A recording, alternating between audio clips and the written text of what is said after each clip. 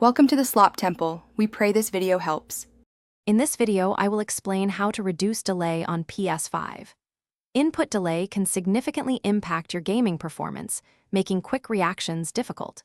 We'll explore key areas to fine-tune your setup, ensuring your actions translate instantly on screen.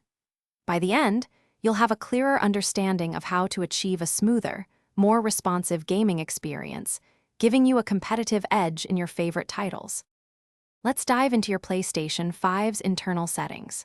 First, activate Performance Mode in your game presets for smoother visuals and quicker responses.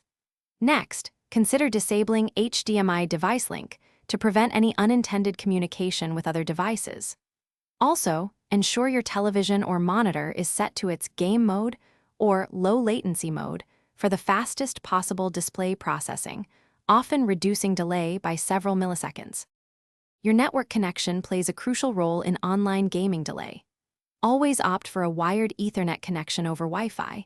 It provides a far more stable and faster data transfer, often reducing ping by 10 to 20 milliseconds. Make sure your router's firmware is current and consider enabling Quality of Service, or QoS, to prioritize your PlayStation 5's traffic. Also, minimize other network usage during your gaming sessions. Finally, let's look at your display and peripherals. A monitor or television with low input lag, ideally under 10 milliseconds, is paramount. For your controller, connecting it directly with a USB cable instead of relying on Bluetooth can shave off crucial milliseconds of input delay. Always keep your controller's firmware updated. Additionally, be mindful that some wireless headsets can introduce slight audio or input latency. Thanks for watching. Consider subscribing if we helped you.